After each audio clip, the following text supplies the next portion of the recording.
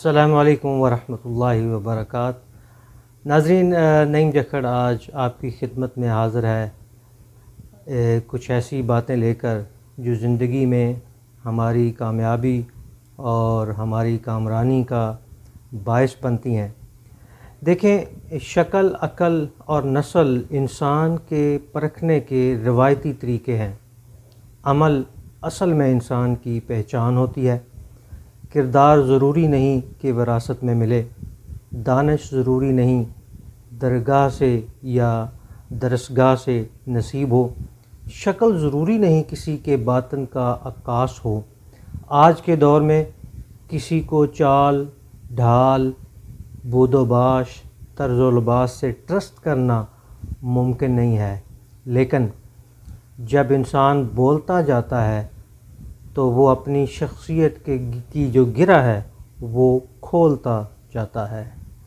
ایک سٹوری جو ہے مشہور ہے کسی درویش کی، کہ کسی جنگل میں ایک بادشاہ، وزیر اور اس کا ایک خادم قافلے سے بھٹک گئے، اور وہ بہت زیادہ بھٹکنے کے بعد انہیں بہت زیادہ بھوک اور پیاس لگی کہ اچانک ان کو ایک فقیر کی جھونپڑی جو ہے درویش کی وہ نظر آئی۔ تو بادشاہ نے خادم کو کہا کہ وہاں جا کے پوچھے اگر کوئی پانی یا کھانے کو مل جائے۔ تو وہ جو خادم ہے وہ فقیر کی جھونپڑی میں گیا اور اس نے کہا، ارے او فقیر، تمہارے پاس کچھ کھانے پینے کو ہے تو ہمیں دے۔ فقیر کو بڑا غصہ آیا اس کی بدتمیزی پہ اور اس نے اس کو بددعا دی، اور وہ پچھلے پاؤں بھاگا ڈر کے کسی بھی طرح سے۔ پھر بادشاہ نے وزیر کو بھیجا، اور وزیر نے جا کے اپنے انداز سے فقیر سے کہا کہ میں تمہیں حکم دیتا ہوں کہ تمہارے پاس کھانے پینے کو جو بھی چیزیں ہیں وہ ہمیں پیش کرو۔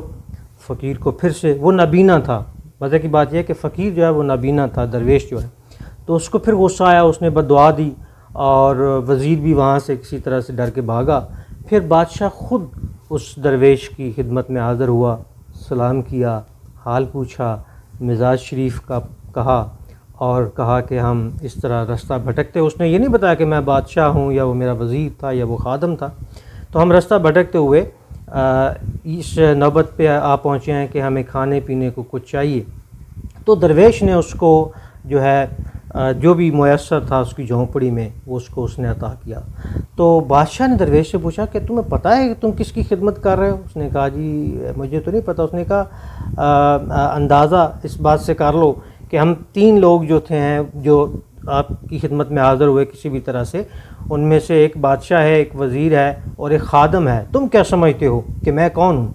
تو درویش نے کہا جو پہلے آیا وہ خادم تھا، اس کی بدتمیزی سے اس کی جہالت عیاں تھی، جو بعد میں آیا وہ تیرا وزیر لگتا ہے، کیونکہ اس کے تکبر سے پتہ چل رہا تھا کہ اس کو کوئی عہدہ جو ہے وہ عارضی طور پہ کسی نے عطا کیا ہوا ہے، اور تمہاری تربیت سے مجھے لگ رہا ہے کہ تم بادشاہ ہو، نسل در نسل بادشاہ ہو۔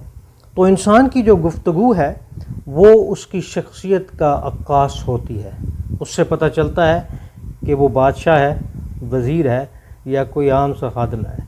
آج کے دور میں گفتگو کا جو فن ہے اور گفتگو کا جو آپ کا انداز ہے وہی آپ کی قدر و قیمت ہے۔ اب گفتگو میں کیا ہوتا ہے جی؟ گفتگو میں ایک تو ہوتا ہے انداز، ایک ہوتا ہے الفاظ، آپ کے الفاظ جو ہیں، اور ایک ہوتی ہے آواز۔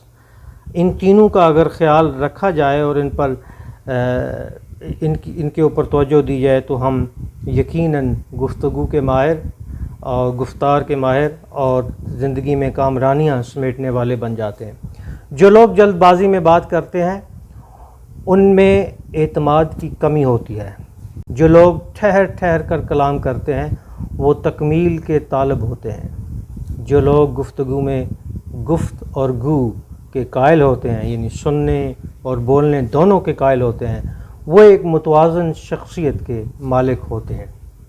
ہمارے ہاں پنجابی میں ایک کہاوت ہے کہ بچہ بات کرے اور سمجھدار اس پر قیاس کرے، یہ اس کا ترجمہ میں اردو میں آپ کو بتا رہا ہوں۔ تو اگر آپ کسی کی بات سنتے ہیں تو آپ اس کی بات سن کر اندازہ لگا سکتے ہیں کہ وہ اصل میں کیا ہے اور کیا چاہتا ہے۔ مثال کے طور پہ اگر ایک آدمی کہتا ہے کہ سخت محنت کے بعد میں اپنا مقصد پانے میں کامیاب ہو گیا، تو اس فقرے میں جو سخت محنت ہے یہ بیان کر رہا ہے کہ یہ آدمی محنت کا کس قدر قائل ہے۔ ایک آدمی کہتا ہے کہ بڑا صبر کر کے میں محفل کے آخر تک بیٹھا رہا.